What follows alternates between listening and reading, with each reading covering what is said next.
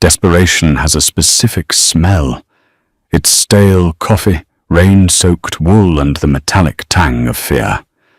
When she walked into the office of the city's most dangerous man, she reeked of it. She just wanted a job, a way to keep the lights on and the eviction notices at bay.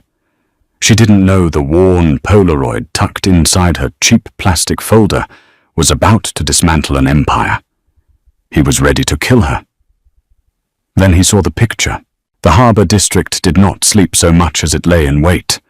Through the floor-to-ceiling windows of his office, Leo watched the rain hammer against the asphalt of the loading docks.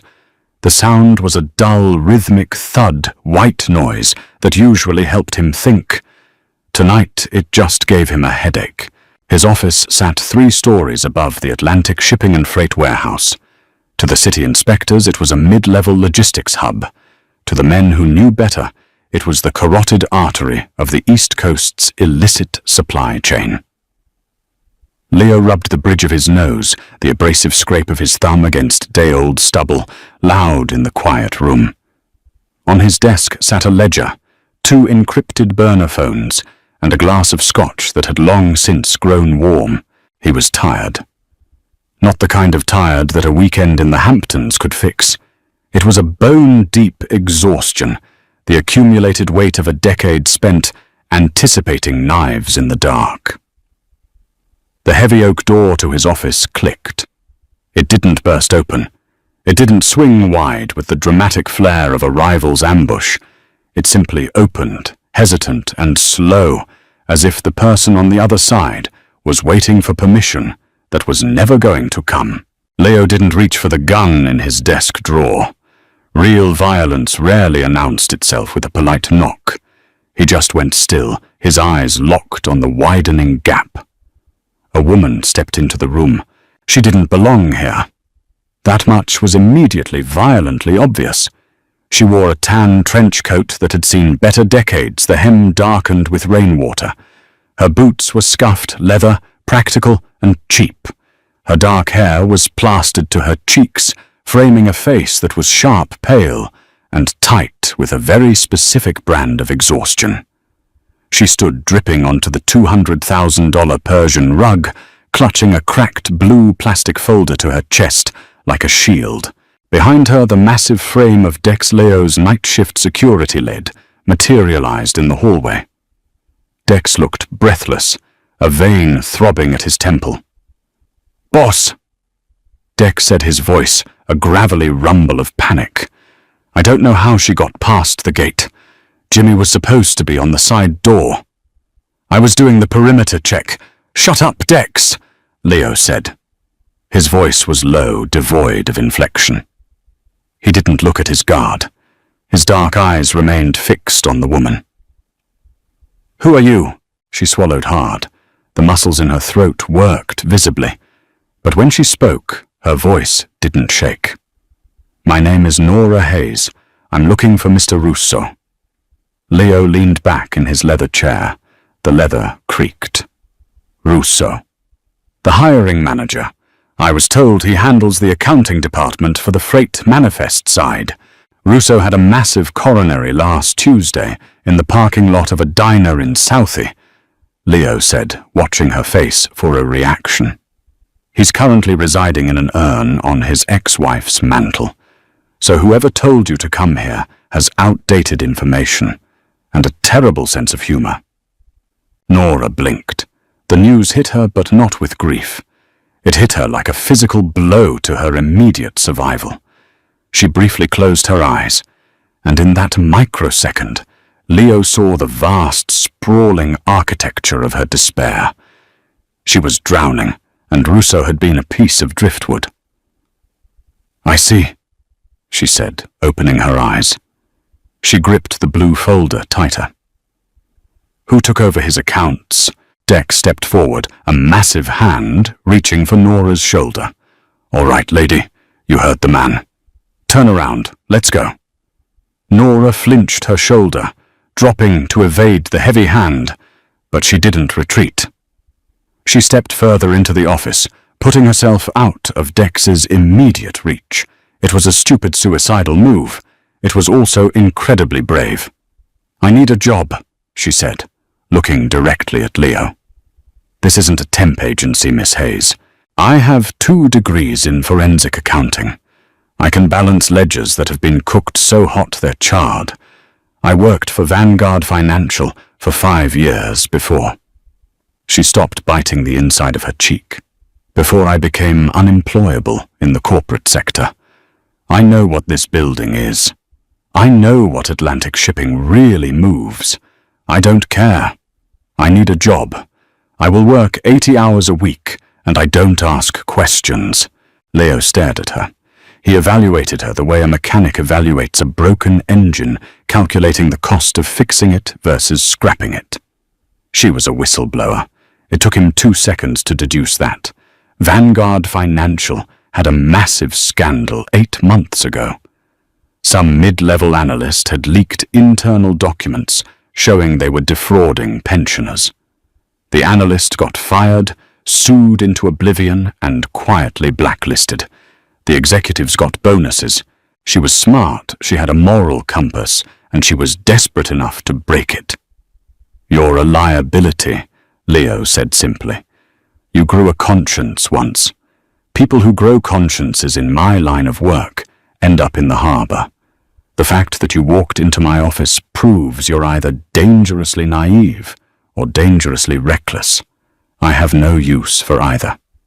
He nodded at Dex. "Get her out of here. If she resists, break her legs." Dex didn't hesitate this time. He lunged. Nora backed up her boots, squeaking on the wet hardwood at the edge of the rug. Panic finally breached the wall of her composure. "Wait." Dex grabbed her upper arm. His grip was industrial fingers digging into her bicep, hard enough to bruise the bone. Nora gasped, twisting sharply to break the hold. In the brief, violent scuffle, her numb fingers lost their grip on the blue plastic folder. It hit the floor. The cheap plastic clasp snapped. Papers exploded across the intricate red and gold weave of the rug. Resumes, tax forms, heavily redacted letters of recommendation, past due medical bills. They fluttered down like dead leaves. "Get off me," Nora hissed, shoving at Dex's chest, but it was like pushing a brick wall. "Enough," Leo snapped. Dex froze, his hand still clamped on Nora's arm. Leo stood up. He didn't look at Nora. He was looking at the mess on his floor. He hated disorder.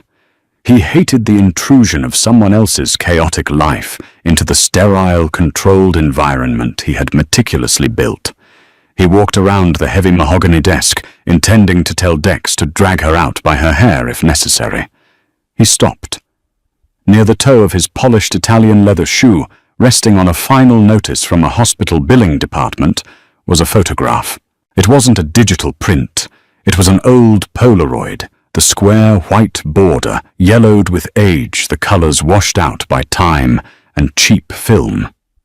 Leo stopped breathing. The air in the room seemed to undergo a sudden shift in pressure, vacuuming the oxygen from his lungs. He didn't bend down immediately. He just stared at it. The ambient hum of the warehouse below, the drumming rain, the ragged sound of Nora's breathing, it all faded into a roaring silence. Slowly, deliberately, Leo crouched. He picked up the photograph by its edges, handling it as if it were unexploded ordnance. The image showed a young woman sitting on the hood of a faded, rusted 1989 Chevy Caprice. She wore a faded denim jacket, a cigarette dangling loosely from her lips. She was looking off camera, laughing at something, her eyes crinkled. But the defining feature, the thing that made the blood in Leo's veins turn to ice water, was the jagged silver scar bisecting her left eyebrow. The scar he had given her 30 years ago. A cramped, suffocating foster home in South Boston. A space heater placed too close to a polyester curtain. The fire had gone up in seconds. 10-year-old Leo had been playing with the spark plug that started it. 14-year-old Carla had grabbed him, throwing him through the shattered ground floor window. A falling beam had caught her face. When the fire trucks came, Carla told the police she started the fire. She took the blame. She was sent to a juvenile detention center in upstate New York. 3 months later, a low-level mafia enforcer who couldn't have kids of his own adopted Leo. Leo spent his 20s building an empire of blood and shadow. He spent his 30s trying to find Carla. Private investigators' bribes to state officials scouring census records. Nothing. She had fallen off the face of the earth, swallowed by the cracks in the system that she had thrown him over. And now she was sitting on a Persian rug in his office. Leo stood up. He didn't look at Nora right away. He kept his eyes on the faded Polaroid, feeling a violent, unfamiliar tremor in his hand. He forced it to stop. He clamped down on the surge of emotion, guilt, grief, disbelief, and buried it under a layer of frost. "Let her go, Dex," Leo said softly. Dex released Nora, immediately taking a large step back. Nora rubbed her arm, her chest heaving, her eyes darting between the door and the imposing man holding her picture. Leo finally looked at her, really looked at her. He stripped away the wet coat and the desperation searching for the architecture of the face beneath, the cheekbones, the slope of the jaw. It was there. Watered down, exhausted, but there. "Who is this?" Leo asked. His voice was a flat, terrifying whisper. Nora swallowed. "It fell out of my wallet. It's just a picture. Give it back." Leo took a slow step toward her. The predatory grace in his movement made Nora freeze. He stopped a foot away from her, close enough to smell the cheap, rain-soaked wool of her coat, close enough to see the micro-tremors in her jaw. "I asked you a question, Miss Hayes. Who is the woman in the photograph?" Nora lifted her chin, defiance in the face of a predator. "My mother." The words landed like a physical punch. Leo didn't flinch, but his jaw tightened so hard a muscle ticked near his ear. "My mother." "Where is she?" Leo asked. Nora's eyes hardened. The fear receded, replaced by the brittle defensive anger of someone who has nothing left to lose. "Why do you care? You run a shipping cartel. You don't care about a dead woman in a Polaroid." The word dead dropped into the room like a stone into a deep well. Leo felt a cold numbness spread from his chest to his fingertips. All those years searching, all that money, the private detectives who promised leads that went nowhere, the nights he lay awake, wondering if she was freezing on a grate somewhere while he slept on 1,000-thread count sheets. She was gone. She had died while he was looking the other way. "When?" Leo asked. The single word was heavier than lead. Nora looked confused by the intensity of his interrogation, but the sheer gravity of his presence compelled her to answer. 3 months ago. Ovarian cancer. The treatments bankrupted us. Happy now, give me my damn picture, and I'll leave." She reached out, attempting to snatch the photo from his hand. Leo didn't move. He let her pull it from his fingers. He looked down at the scattered papers on the floor. He saw the final notice from Massachusetts General Hospital. Amount due $142,000. He saw a disconnect notice for electricity.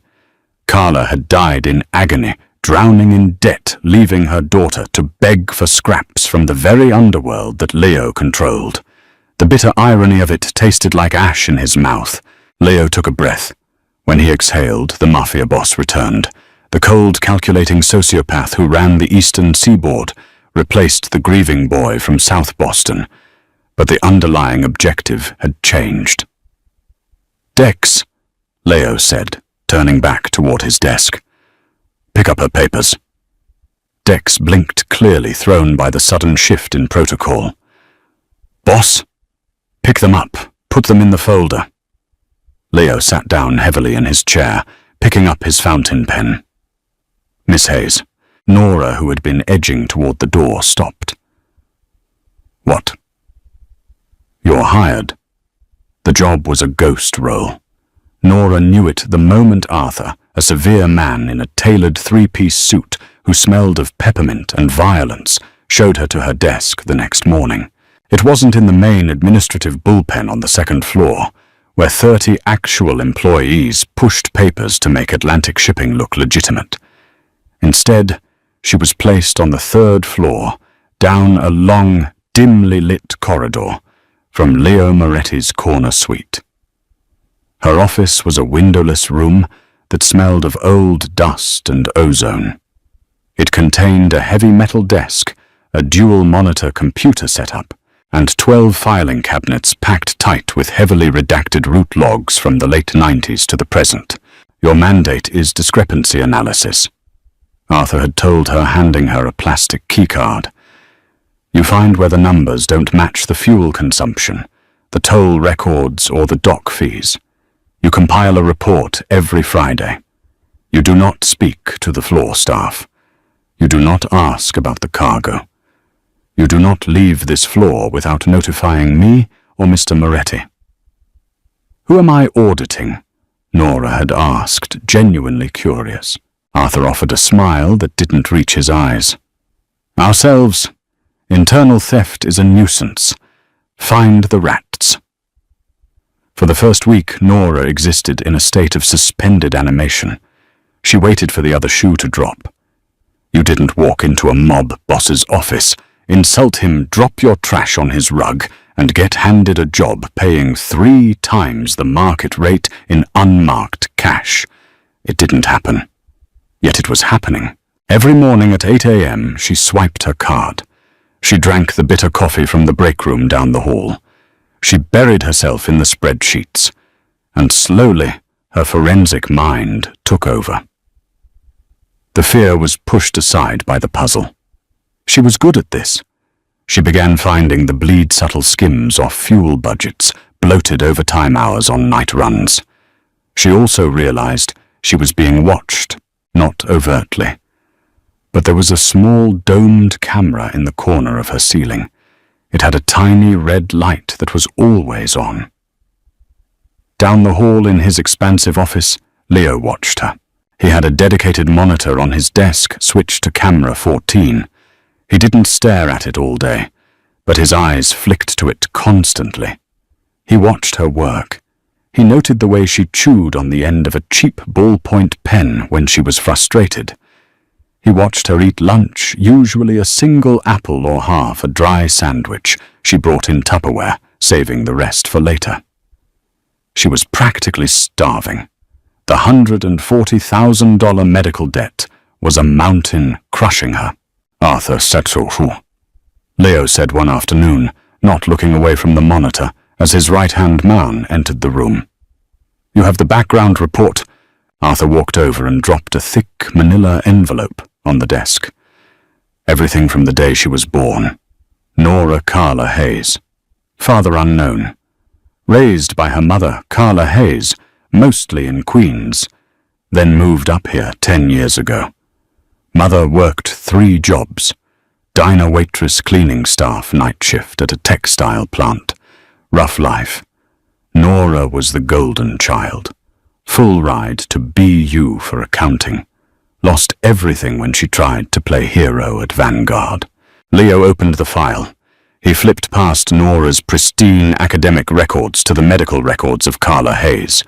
He read the clinical descriptions of her decline. Stage 4. Metastasized. Palliative care. His chest felt tight. A familiar cold anger coiled in his gut. The system had ground Carla into dust. She had saved his life, and he had built an empire of blood, completely oblivious to her suffering. The medical debt, Leo said, his voice quiet. Who holds it? A collections agency out of Delaware, Vulture Capital Group. They're preparing to garnish her wages, assuming she gets a legitimate job on paper. By the agency, Leo said. Arthur paused. He looked at Leo, a slight frown creasing his forehead. By the debt, you mean? No. Leo looked up, his dark eyes flat and deadly. I mean by the entire agency. Liquidate it. Burn the paper. Make the debt cease to exist. Do it by Friday. Arthur knew better than to argue with that tone. Understood. He lingered for a moment, looking at the monitor, showing Nora typing furiously on her keyboard. Leo, forgive me for overstepping, but what is she doing here? She's a civilian, a liability. If the feds get to her, she's under my protection. Leo cut him off. Why, Leo closed the file. Because I owe a debt that I can never repay. This is the interest. On Thursday evening, the rain returned, drumming against the warehouse roof. Nora was still at her desk at 8:30 p.m. Her eyes burned. She was tracing a phantom route log that didn't align with the EZ Pass toll data for a truck moving through Jersey. The door to her office opened. Nora jumped, her hand instinctively going to her chest. Leo stood in the doorway. He wasn't wearing his suit jacket, just a dark grey dress shirt with the sleeves rolled up to his forearms, revealing a faded tattoo of a dagger on his inner wrist. He held 2 heavy crystal glasses and a bottle of expensive bourbon. "You're past your shift," he said, stepping into the room. The space was instantly too small for him. He moved with a quiet, dominant gravity that sucked the air out of the room. "I found a discrepancy in the March logs," Nora said, her voice sounding a little too thin. She pushed her chair back slightly. "Truck 44.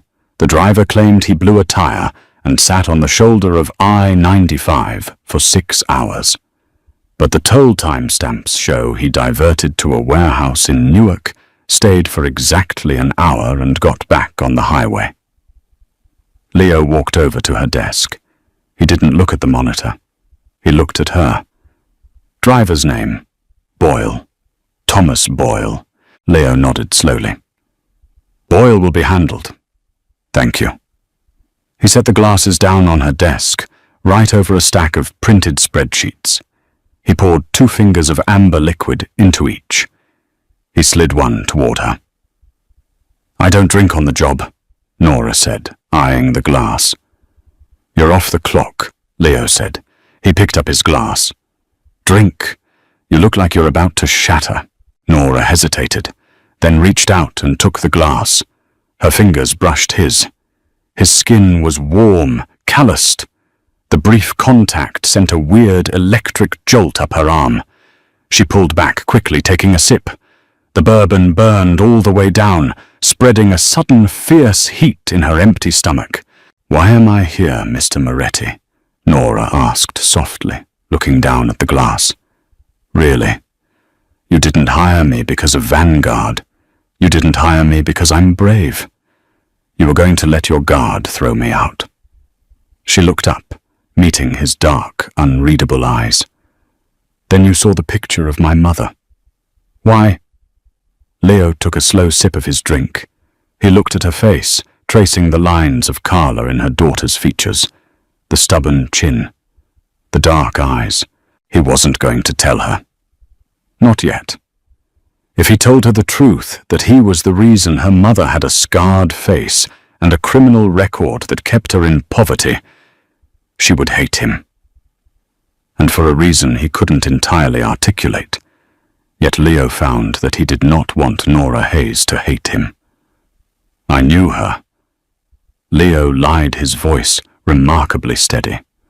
"A long time ago, before you were born." Nora's eyes widened slightly. "You knew my mother. How?" "We ran in the same circles," Leo said vaguely. "She did me a favor once, a significant one. We lost touch. She never mentioned you." "I would be surprised if she had," Leo said, a bitter, cynical smile touching the corner of his mouth. "I wasn't exactly someone a mother would brag about knowing." He set his glass down. "Your medical debt has been cleared, Nora." Nora froze. The name he had used, her first name, didn't even register against the shock of the statement. "What?" "That's impossible. It's over 100 grand.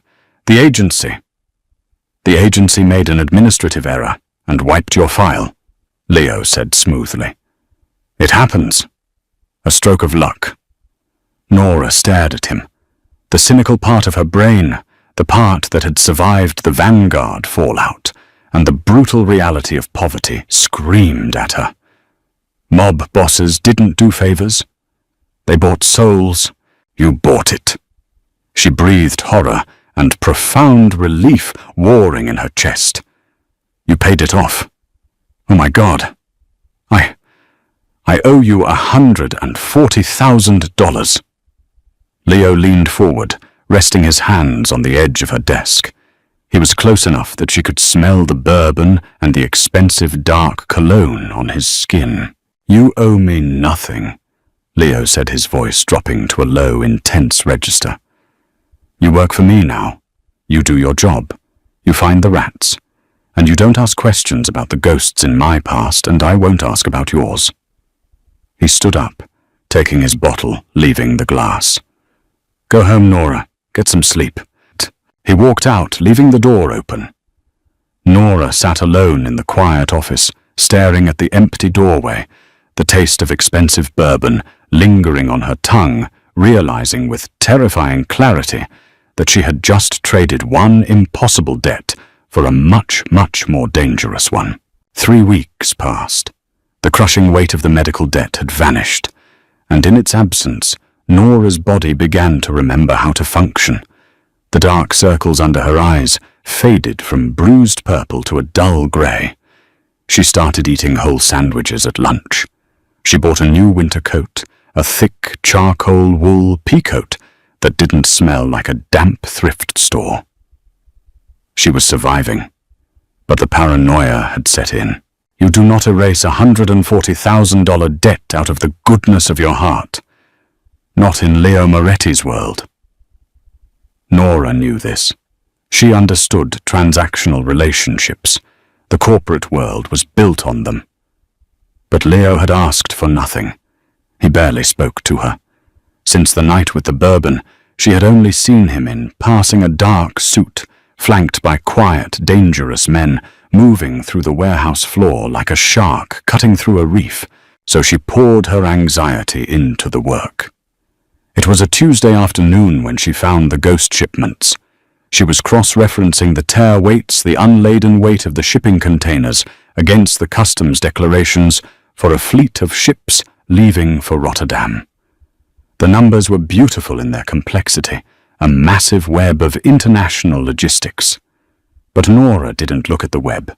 She looked for the broken threads. Container 409-BU was logged at an empty weight of 8,500 pounds.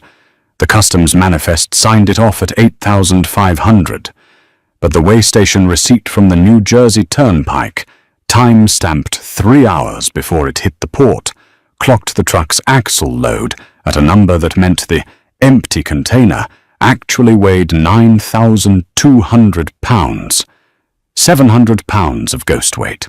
Nora dug deeper. She pulled the records for the last 6 months. It wasn't just 409B, it was dozens of containers, always the Rotterdam route, always exactly 700 pounds heavier than they should be. Someone was moving serious contraband on Atlantic Shipping's dime, hiding it in the walls or the false floors of the empty containers on the return trips. She traced the authorization signatures. They all routed back to a single shell, SLC, which after 2 hours of digging through corporate registries, she tied to a man named Dominic Vane. Dominic was Leo's capo for the docks. He ran the floor. Nora sat back in her chair. The hum of the computer fan seemed abnormally loud in the windowless room. She rubbed her eyes. If she reported this, she wasn't just finding a rat. She was pointing a finger at a great white shark. She printed the spreadsheets. She placed them in a clean manila folder. She didn't wait for Arthur. She walked out of her office down the long corridor and past the heavy mahogany doors into Leo's suite. Dex stepped in her way immediately, his massive chest a brick wall. Meeting. No, Nora said, her voice tight. But he needs to see this. From inside the office, Leo's voice carried through the cracked door. "Let her in, Dex." Nora pushed past the bodyguard. Leo was standing by the floor-to-ceiling window, looking out at the grey, churning water of the harbour. He wore a crisp white shirt, a dark tie loosened at the collar. He didn't turn around when she entered. "I told Arthur to keep you on the 3rd floor," Leo said. "Arthur isn't my boss," Nora replied. She walked to the desk and dropped the folder on the leather blotter. It landed with a heavy, definitive smack. Leo finally turned. His eyes dropped to the folder, then moved to her face. He noted the color in her cheeks, the steady way she held her shoulders.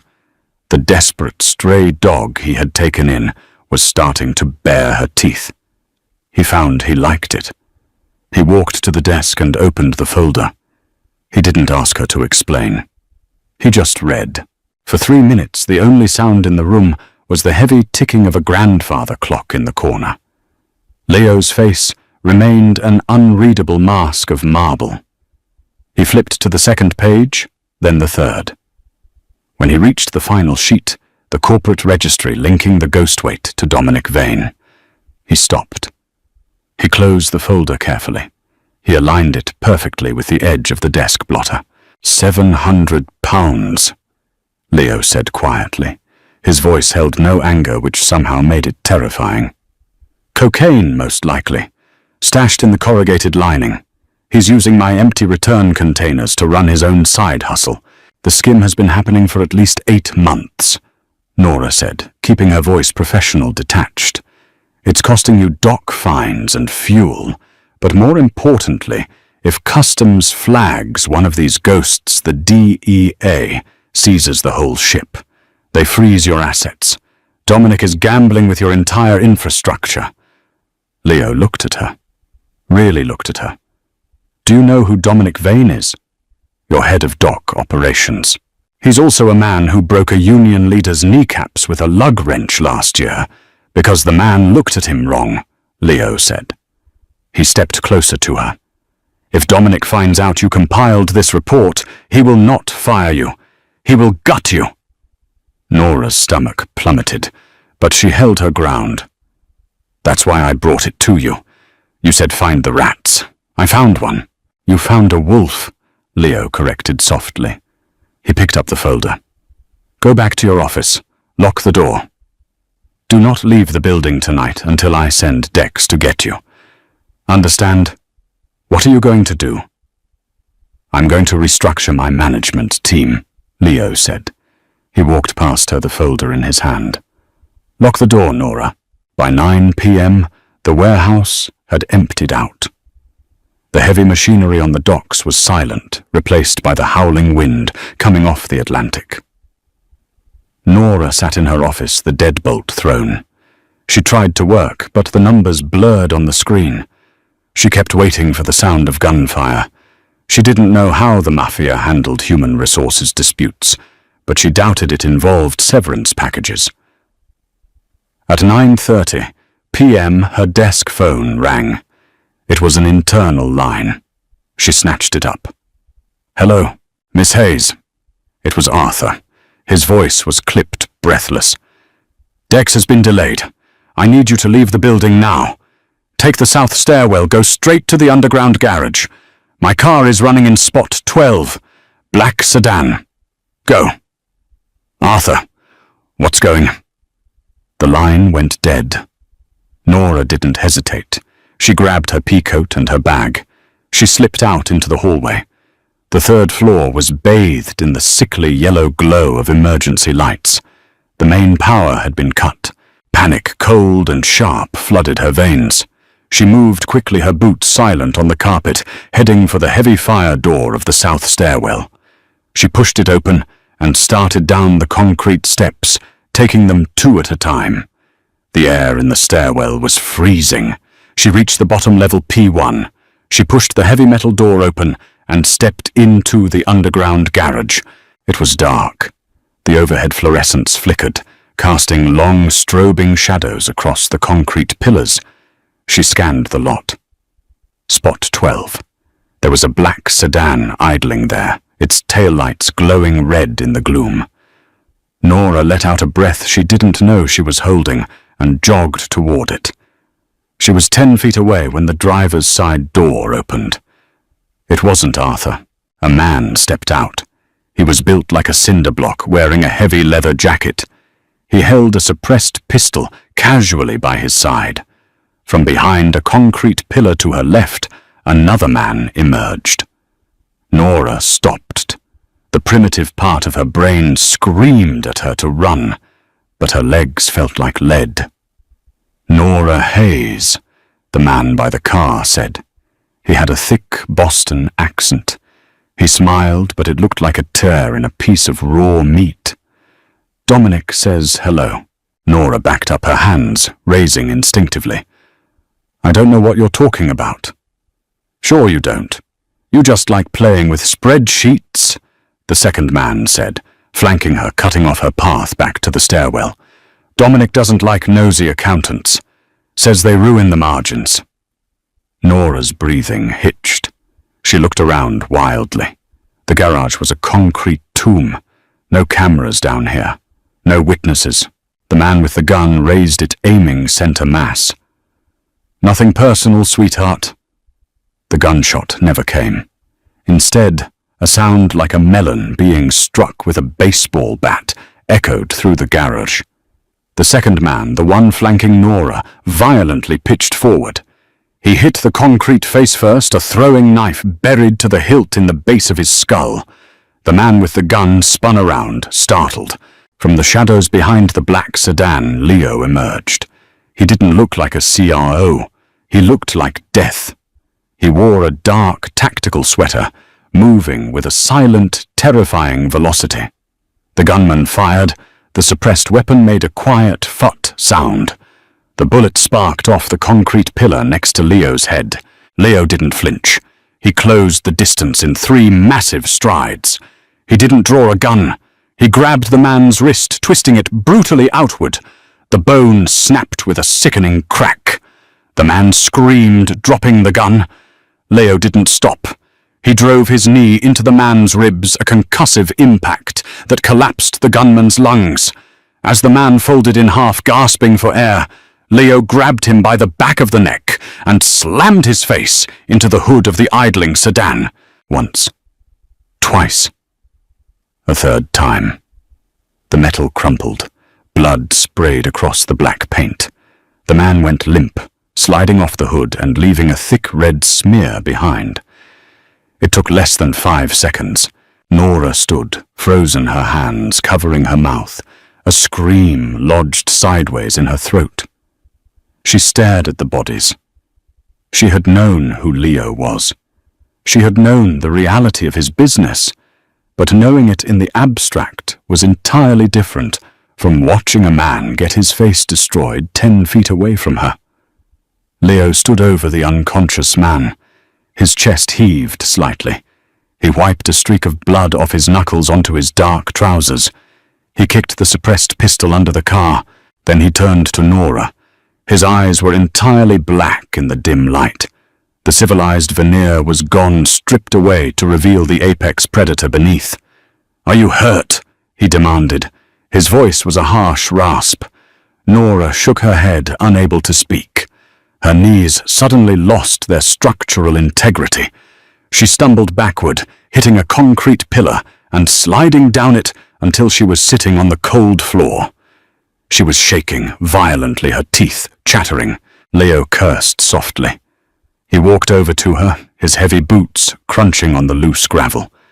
He crouched in front of her. He didn't try to touch her. He knew what he looked like.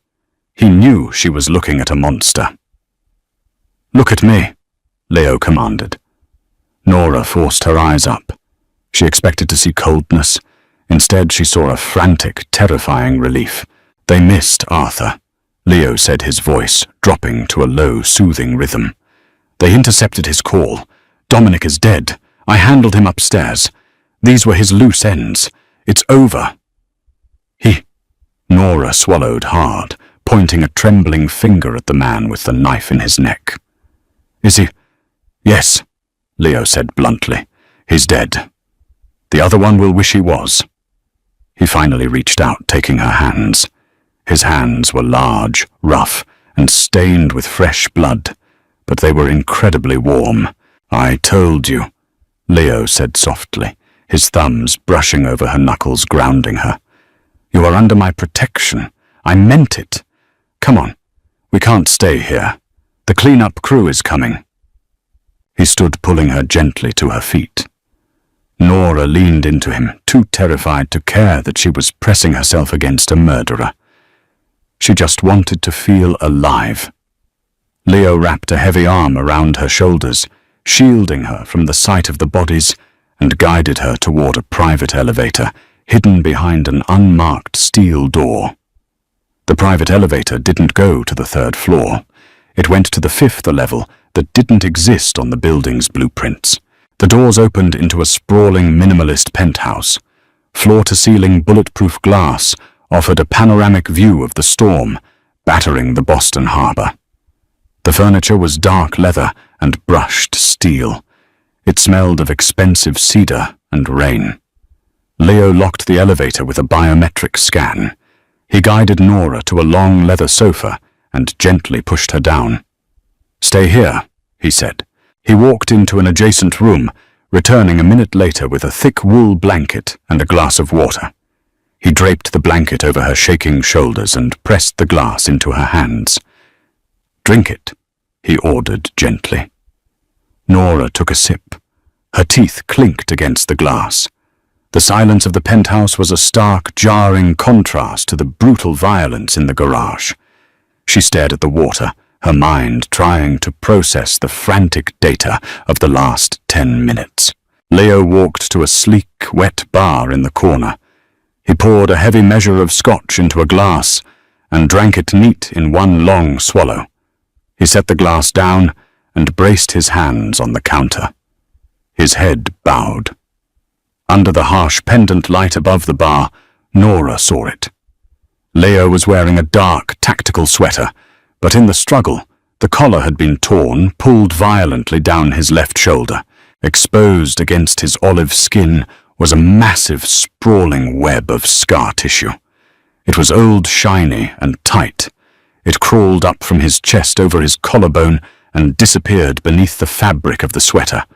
It was a burn scar. Severe, 3rd degree. Nora stopped shaking. The glass in her hands grew heavy. She stared at the scar. Then an image flashed in her mind. The worn Polaroid photograph. The jagged silver line bisecting her mother's left eyebrow. I knew her. A long time ago. She did me a favor once. A significant one. The math in Nora's forensic brain started to run. She was an accountant. She looked for patterns, for timelines, for the hidden ledgers. Her mother had the scar before Nora was born. Carla never talked about it. Whenever Nora asked, Carla would change the subject, her eyes going dark and distant. But once when Nora was 16 and Carla had come home drunk after a double shift, she had touched her scarred face and whispered to herself, "I saved him. I got him out." Nora had always assumed it was a bad relationship, an abusive boyfriend. She looked at Leo. The timeline, the age difference, the mafia boss who paid off a $140,000 debt without blinking, the man who just killed for her. "Mr. Moretti," Nora said. Her voice was raspy, but the shaking had stopped. Leo turned around. He saw where she was looking. He quickly pulled the collar of the sweater up, adjusting the fabric to hide the scar. It was a small defensive gesture, completely at odds with the violent man in the garage. "Leo," he corrected quietly, leaning back against the bar. "I think we're past formalities, Nora." Nora stood up. The blanket slipped from her shoulders, pooling on the leather couch. She walked toward him. She wasn't afraid. Not of him. The terror of the ambush had been burned away by a sudden, blinding clarity. She stopped 3 feet away from him. "Where did you get that scar?" she asked. Leo's jaw tightened. An accident, a long time ago. My mother had a scar. Nora said, her eyes locked on his. On her face. She said she got it pulling someone out of a fire. Leo didn't move. The ambient noise of the storm outside seemed to mute itself. He looked at her, his dark eyes warring with the instinct to lie and the exhaustion of carrying a ghost for 30 years. Coincidence? Leo said, his voice flat. I don't believe in coincidences, Nora countered, stepping closer. I'm an auditor. Coincidences are just bad math. You didn't run in the same circles as my mother. She was a waitress in Queens. You run a criminal syndicate in Boston. The only way you cross paths is if you knew her before. Leo looked away, staring out the window at the rain lashing the glass. His silence was deafening. She was 14, Nora said softly, piecing it together aloud. She had a juvenile record for arson in South Boston. The state sealed it, but I found the docket number once, 1989. You would have been, she calculated his age. 10. Leo closed his eyes. Did she start the fire? Leo. Nora asked, her voice cracking slightly. Leo exhaled. It was a ragged, painful sound. He opened his eyes and looked at her. The predator was entirely gone, replaced by a profound, ancient grief. No, Leo whispered. She didn't. I did. Nora inhaled sharply, taking a half step back. I was playing with a spark plug. Leo said the words spilling out like blood from a reopened wound. In the foster home, I caught the curtains. The whole room went up in seconds. I was trapped under a burning shelf. Carla, he swallowed heavily. Carla came in. She pulled the shelf off me. Her bare horns. She threw me through the window. He reached up, touching his collarbone through the fabric. The beam came down as she pushed me out. It caught her face. When the cops came, she told them she did it. She knew if they blamed me, they'd send me to a state facility for troubled boys. I wouldn't have survived it. So she took the fall. They sent her to juvie. I got placed with the Moretti family. She traded her life for mine. Nora stared at him, the world tilting slightly on its axis. You're the reason her life was ruined. It wasn't a question. It was a verdict. Yes, Leo said. He didn't flinch from it. He accepted the sentence. I spent 20 years looking for her. I had the money to fix it. I was going to give her everything. But I couldn't find her. She changed her name, moved. By the time you dropped that photograph on my floor, she was already gone. Nora felt tears prick her eyes. She thought of her mother. The double shifts, the cheap apartments, the pain of the cancer made worse by the terror of leaving Nora with nothing. All of it traced back to the man standing in front of her. The man who had just saved her life. She wanted to hate him. She wanted to scream. But looking at Leo, seeing the devastation in his eyes, she realized he hated himself far more than she ever could. So that's what this is, Nora whispered, wiping a tear from her cheek. I'm not your accountant. I'm your penance. Leo stepped toward her. He didn't touch her, but his proximity was a physical weight. You were, he said, his voice dropping to a gravelly, intense murmur. When you walked into my office, you were a debt I had to pay. He reached out slowly. Nora held her breath as his rough knuckles lightly brushed the wet path of a tear on her cheek. The contrast of the blood on his hands and the absolute gentleness of his touch was dizzying. But you're not a debt anymore, Nora, Leo said, his eyes burning into hers. Dominic didn't try to kill you tonight because you were a ghost from my past. He tried to kill you because you are mine. The possessive weight of the word settled over them, heavy and irrefutable. Nora looked up into the eyes of a mafia boss, a murderer, and the architect of her mother's tragedy, realizing with terrifying certainty that she had no desire to run away. Nora did not pull away. The bloody knuckles against her cheek were a grotesque juxtaposition to the tenderness in his eyes, but it made perfect sense. This was Leo. He was the violence in the garage, and he was the boy who had carried the guilt of a fire for 30 years. "I'm not a possession," Nora said softly. Her voice trembled, but not from fear. "No." Leo agreed. His thumb stopped moving. He let his hand drop the physical distance between them, returning cold and immediate. "You're a civilian, and right now, you're a target. Dominic is dead, but the people he was moving weight for are not. They will want answers.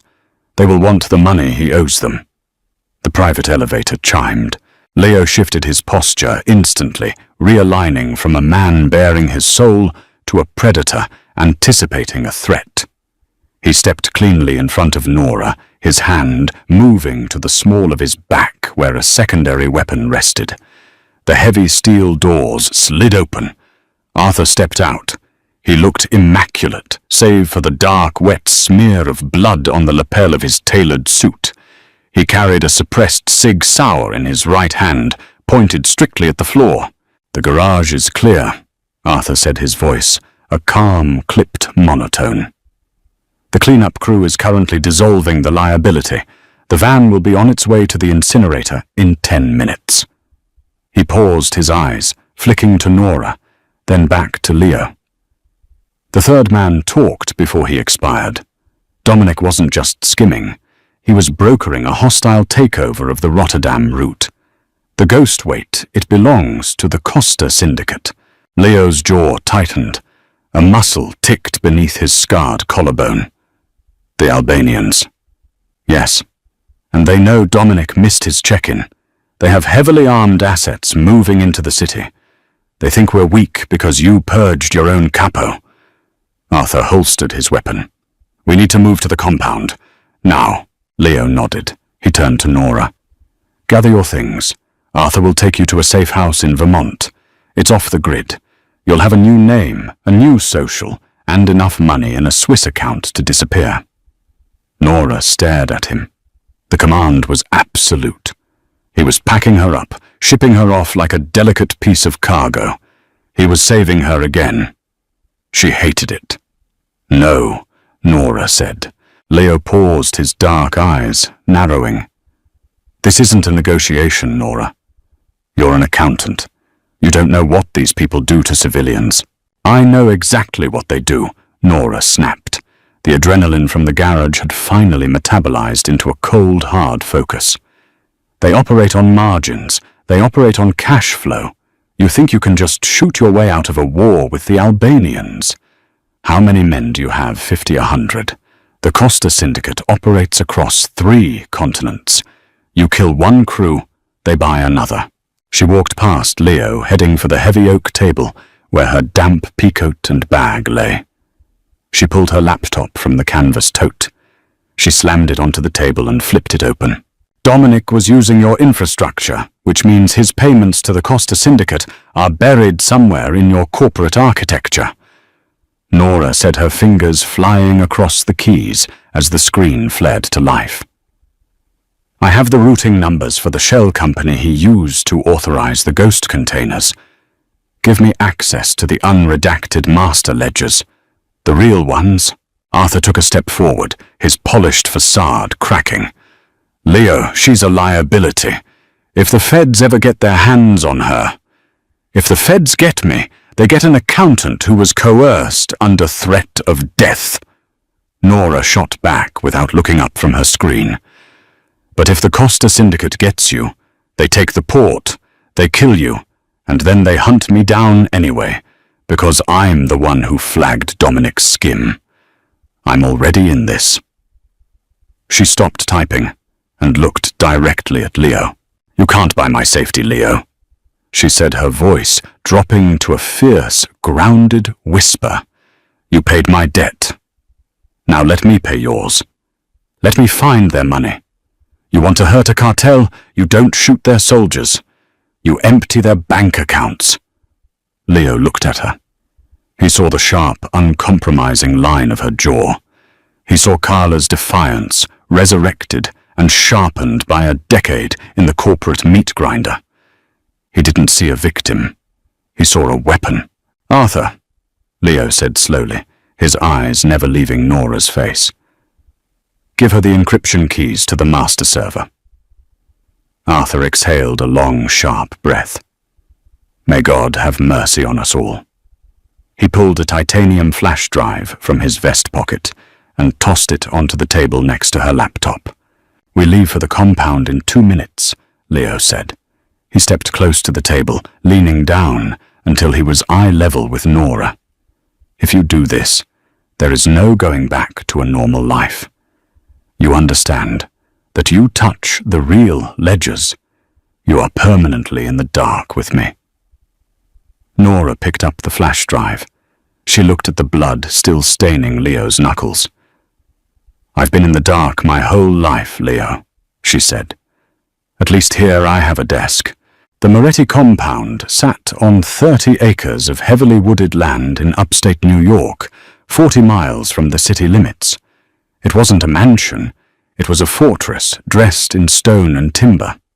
For 48 hours Nora did not sleep. She sat in the cavernous underground study, wrapped in one of Leo's oversized cashmere sweaters, her eyes burning as she stared at 3 massive monitors. The master ledger was a terrifying labyrinth. It was brilliant, horrifying, and complex. It took her 12 hours just to map the architecture of Leo's legitimate fronts versus his illicit cash flows. Once she understood the machine, she started hunting the parasite. Upstairs, the war was entirely physical. The Costa Syndicate had struck 2 of Leo's warehouses in the city. 7 men were dead. The tension in the compound was a living, breathing thing. Heavily armed men patrolled the perimeter. The smell of gun oil and stale coffee permeated the ventilation system. Leo came down to the study sporadically. He didn't ask for updates. He simply brought her food, a plate of scrambled eggs. She barely touched a cup of black tea. He looked increasingly hollow, the violence above ground taking its toll. Every time he entered, Nora saw a new smudge of dirt, a new tension line bracketing his mouth. At 3 a.m. on the 3rd night, the proximity alarms outside the compound wailed. The sound was a mechanical shriek that vibrated through the concrete walls of the underground study. Almost immediately, the heavy thud of suppressed automatic gunfire echoed from the tree line above. Nora flinched her hands, hovering over the keyboard. The heavy steel door to the study slammed open. Leo stood in the frame. He wore a Kevlar vest over a black tactical shirt. He held a matte black rifle. His eyes were wide, feral. "They breached the outer gate," Leo barked. "Arthur is holding the driveway. Lock this door. Do not open it unless you hear my voice." "Leo, wait. Lock it, Nora," he roared, slamming the door shut before she could finish. The deadbolt engaged automatically with a heavy metallic clunk. Nora was alone. The gunfire above grew louder, shifting from the distant pop of rifles to the terrifying staccato roar of close-quarters exchanges. Dust rained down from the ceiling tiles onto her monitors. Panic seized her throat, tight and suffocating. She wanted to hide under the massive mahogany desk. She wanted to curl into a ball and pray. She looked at the screens. She was tracing a series of microtransactions Dominic had routed through a shell company in Cyprus. It was a tedious, agonizing process, peeling back layers of corporate fiction. You want to hurt a cartel? You empty their bank accounts. Nora forced her hands down to the keyboard. Her fingers were shaking so badly she hit the wrong keys twice. She closed her eyes, took a deep breath of the stale, dusty air and opened them. She stopped looking at the numbers as money. She looked at them as blood. Every dollar flowing into the Cyprus account was a bullet being fired at the man fighting above her. She typed, The gunfire upstairs was deafening now. She heard a heavy explosion that rattled the coffee mug off the edge of her desk. It shattered on the floor. Nora didn't flinch. She broke through the third firewall of the Cyprus Holding Company. There it was, the Costa Syndicate's operational fund for the entire eastern seaboard. $42 million sitting in a centralized offshore account, waiting to be dispersed to pay off the local politicians, the hitmen, the dock workers. It was protected by biometric authentication and rolling encryption keys. She couldn't steal it. It would take a team of state-sponsored hackers a month to drain it. But she didn't need to steal it. She just needed to burn it. Nora opened a secure, encrypted terminal. She bypassed the withdrawal protocols and attacked the account's compliance metadata. She flagged the $42 million with universally recognized digital markers for international terrorism funding. She tied the routing numbers to known ISIS shell corporations on the Interpol watch list. She hit execute. It took the global banking algorithm exactly 4 seconds to detect the markers. On her screen, the status of the Costa Syndicate's operational account shifted from active to frozen, pending international investigation. The money was gone, not stolen, just locked in a digital vault that would invite the scrutiny of every major intelligence agency on the planet. The Albanians couldn't pay their soldiers. They couldn't bribe the port authorities. They were functionally bankrupt on the East Coast. Nora slumped back in her chair. Her chest heaved. The screen glowed an angry, sterile blue in the dim room. Above her, the gunfire abruptly changed cadence. The sustained assault faltered. 10 minutes passed, then 20. The shooting stopped, entirely replaced by the chaotic shouting of men securing a perimeter.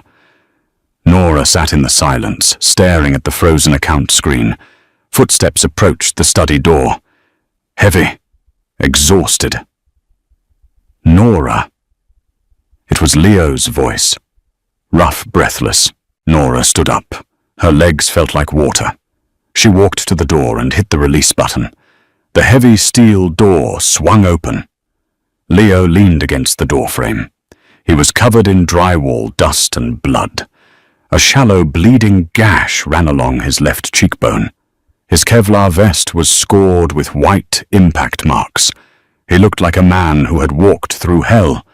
He looked at her, his eyes scanning her frantically for injuries.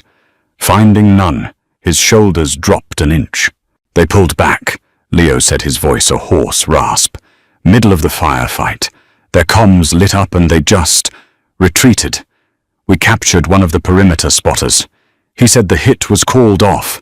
The bosses in Europe cut their funding. The local crew is totally exposed.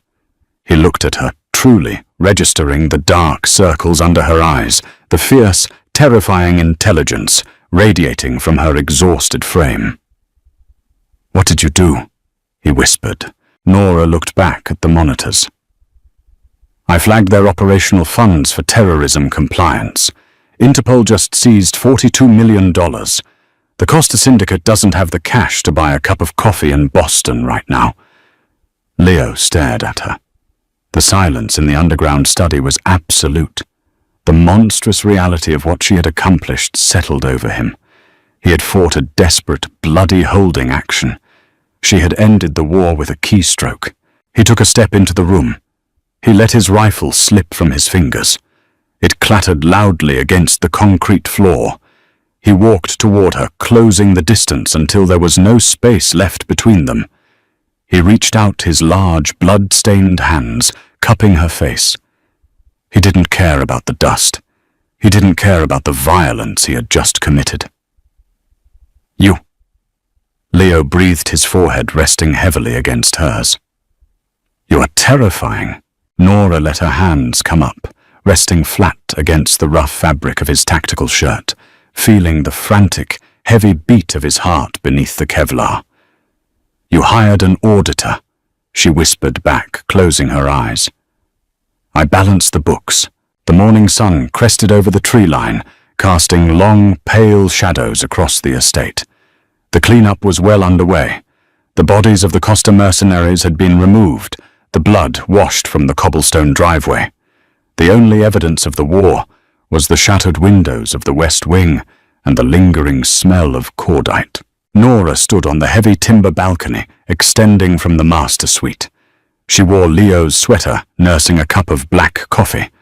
The cold upstate air bit at her cheeks, grounding her. She had survived. More than that, she had won. She heard the slide of the heavy glass door opening behind her. Leo stepped out onto the balcony. He had showered. The blood and dust were gone, replaced by the clean scent of cedar soap. He wore dark jeans and a plain black t-shirt. The bandage on his cheekbone was stark white against his olive skin. He looked battered, exhausted, but entirely present. He walked up beside her, resting his forearms on the wooden railing. They didn't speak for a long time. They just watched the wind strip the dead leaves from the oak trees. "Arthur is contacting our contacts in the State Department," Leo said quietly, breaking the silence. "The Costa Syndicate is imploding. Without the operational funds, their local lieutenants are flipping to the feds for immunity. The route is ours again." Nora took a sip of her coffee. "Good." Leo turned his head to look at her. "You saved my life. You saved mine first, in the garage." "I owed you," Leo said. Nora lowered her mug. She turned to face him fully. The morning light caught the sharp angles of her face, illuminating the exhaustion, but also the iron resolve that had always been there, buried under debt and fear. "Let's get one thing straight, Leo."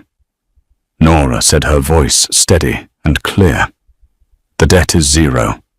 It's wiped. What happened 30 years ago with the fire, you didn't do it maliciously. You were a terrified 10-year-old kid. My mother made a choice. She chose to save you. And if she could see what you became, the man who was willing to die for her daughter in a parking garage, I think she'd say it was a good trade." Leo stared at her. His chest tightened painfully.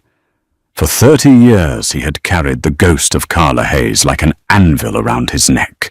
He had built his empire as a monument to his own self-hatred, punishing himself by living in the dark because he believed he didn't deserve the light. Hearing Nora absolve him didn't erase the past, but it unlocked the cage. He reached into his back pocket. He pulled out the worn, yellowed Polaroid photograph. He had carried it with him since the night she dropped it on his office rug. He held it out to her.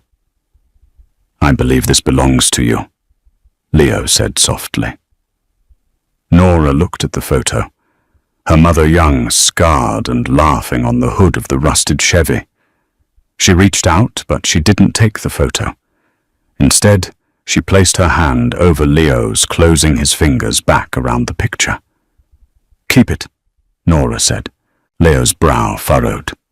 "Nora, it's the only picture you have of her." "I don't need the picture to remember her," Nora said, her thumb brushing over his knuckles. "I need you to keep it, so you remember that she didn't save a monster. She saved a boy." Leo's breath hitched. The walls he had built, the cold sociopathic armor that had kept him alive in the underworld for 2 decades, finally fractured. He dropped the photo onto the wooden railing.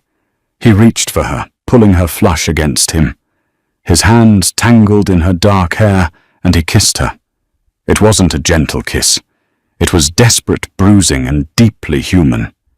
It tasted like black coffee, lingering adrenaline, and the absolute relief of survival. Nora kissed him back with equal ferocity, her hands gripping the fabric of his shirt, anchoring herself to the only solid thing in a world that had suddenly tilted on its axis. They were not good people. The corporate world had broken Nora's morality, and the underworld had forged Leo out of violence. They existed in the grey, murky waters of a corrupt city, but as Leo pulled back, resting his forehead against hers, his breath mingling with hers in the cold morning air, Nora knew she wasn't drowning anymore. "You're not going back to the 3rd floor." Leo murmured, his eyes locked on hers, dark and possessive. "I know," Nora whispered. "Arthur needs help balancing the new routing accounts anyway. He's terrible at masking shell corporations." A low, genuine laugh rumbled in Leo's chest, the first time she had ever heard the sound. It was rough, unused, and incredibly beautiful. "You're going to bankrupt my enemies and terrorize my right-hand man," Leo said, his hands sliding down to rest securely on her waist. "I'm going to run your empire, Leo," Nora corrected, with a cynical, tired smile. "You're just going to provide the security." Leo looked out over the sprawling, fortified compound, then back to the woman who had walked into his office with nothing but a plastic folder and dismantled his entire world. "Deal," he said. "Wow, if that explosive finale left you breathless, smash that like button." Right now, Nora didn't just survive the Mafia. She conquered it with a laptop and sheer brilliance, proving that brains beat brawn every time. What did you think of Leo and Nora's grounded, gritty romance? Did you expect Nora to freeze the cartel's bank accounts to save Leo? Drop a comment below with your favorite moment. Don't forget to share this story with your friends and subscribe for more intense, dark, and deeply human audio dramas. Turn on notifications so you never miss a chapter.